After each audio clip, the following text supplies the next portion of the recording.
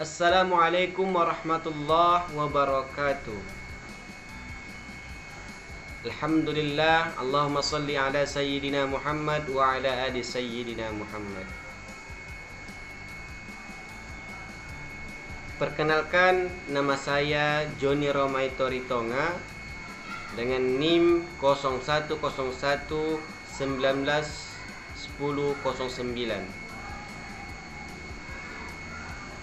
Kali ini saya akan membahas satu bab dalam mata kuliah pada mata kuliah Sistem Teknologi Informasi dan Komunikasi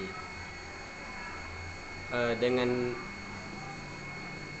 dosen pengampu yaitu Ibu Dr. Elvi Yanti Ritonga, MA. Nah, kali ini saya akan membahas apa-apa saja faktor-faktor yang mempengaruhi perkembangan teknologi komunikasi, yaitu ada faktor pendukung, ada faktor pembalas, ada faktor motivasi, dan ada juga faktor penghalang. Nah, apa sih faktor pendukung dalam perkembangan komunikasi teknologi ini? Yaitu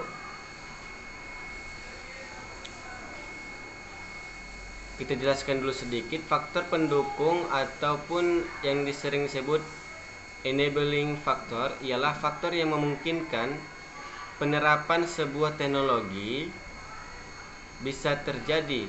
Salah satu contohnya ialah penggunaan jaringan yang memungkinkan media penyebaran pesan bisa menyalurkan beberapa saluran. Nah, teknologi akan berkembang dengan sendirinya tanpa ada rekayasa atau kesengajaan tertentu. Nah, apa saja yang memungkinkan itu? Yang pertama, evolusi ekonomi global. Yang kedua, infrastruktur yang memungkinkan akses informasi dimanapun dengan kecepatan yang mencukupi. Yang ketiga, sumber daya manusia menuntut ketersediaan human brain yang menguasai teknologi tinggi. Yang keempat, kebijakan yang menuntut adanya kebijakan berskala makro dan mikro yang berpihak pola perkembangan teknologi informasi jangka panjang. Yang kelima yaitu konten dan aplikasi menuntut adanya informasi yang sampai pada orang, tempat, waktu yang tepat, serta ketersediaan aplikasi untuk menyampaikan konten tersebut dengan nyaman pada penggunanya. Nah, itulah tadi faktor-faktor yang mendukung adanya perkembangan dalam sistem teknologi informasi ini. Nah, adapun faktor pembatas. Faktor pembatas ini sering kita sebut limiting factor, yaitu faktor yang berlawanan dengan faktor pendukung.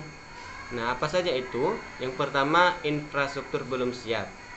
Yang kedua, kurangnya jumlah BTS. BTS yaitu Base Transceiver Station, yaitu infrastruktur telekomunikasi yang memfasilitasi komunikasi nirkabel antara perangkat komunikasi, misalnya telepon seluler, jaringan nirkabel seperti GSM, CDM, dan lain-lain sebagainya. Nah, yang ketiga, tiadanya perangkat pendukung. Yang keempat yaitu daerah terpencil. Nah, itu adalah faktor-faktor yang ibaratnya terbatas gitu ya. Nah, adapun faktor motivasi. Faktor motivasi ini kita sering sebut yaitu motivation factor. Itu dianggap lebih rumit dibanding dengan faktor-faktor sebelumnya. Nah, yang terakhir yaitu faktor penghalang. Faktor penghalang yang mempengaruhi perkembangan teknologi komunikasi atau kita sering sebut inhibiting factor, yaitu faktor yang bertolak belakang dengan faktor motivasi. Faktor penghalang berarti faktor yang mengakibatkan tidak diperbolehkannya kemanfaatan dalam mengadopsi teknologi.